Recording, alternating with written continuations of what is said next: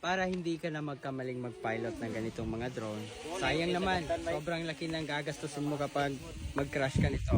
Bumili ka muna ng ganito. Ang kinagandahan kasi ng ganitong drone, pwede nyo siyang gamitin pang shot. Ito ang LYZRC L200 Pro Max drone. Ayan, set up natin yan. Una, spread muna. Andyan may lights pa akong nilagay dito. Ayan. Spread out muna natin yung wings mga idol. Ayan o. Katapos, tanggalin natin to. At ingatan nyo talaga yung ganitong mga drone nyo dahil yung sa akin, hindi ko iningatan. Nasira yung gimbal niya dahil naipit sa bag ko.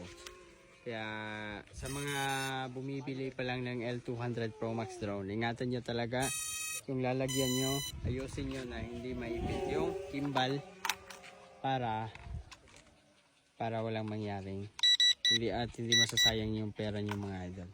Ayan o. Uy! Hala! Nigan! Gumana na yan! Hala! Uy, gumana! Gumana na yung gimbal kaya! Hindi pala nasira mga idol! Kala namin nasira! Napapali pa rin natin. Excited na mo. Umalis ka muna dyan, babong. Hawa dia. Hala, salamat. Lo, hawa dia, bong. Hala, nigaan na nagyan. Ayun mga idol. Andito yung drone natin na LYZRC L200 Pro Max. Aantayin lang natin na makasagap ng GPS. Ayan, connected na yung drone natin dito ah. Full yung battery ng drone at full din yung battery ng ating remote. Ayan, nag-calibrate na mga idol. Oh my God. Woo! Salamat. Akala ko sira na yung drone ko mga idol. Ayan, umalis ka dyan bubong. Calibrate na. No! May aso pala kami dito idol. Aso namin mukhang balbal. Ayan, okay na yung L200 Pro Max natin mga idol. Ito yung remote niya. Papali pa rin na natin dahil enough na yung ating GPS.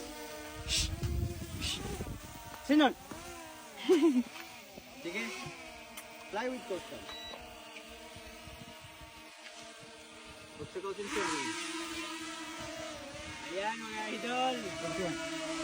Medyo mahangin yung environment dito. Pero kinaya pa rin ang ating L200 Pro Max. Ayan. At ito yung ano niya, controls. Sobrang ganda ng camera nito mga idol. Papali pa rin natin na malayo mga idol. Ayan, may ikon doon.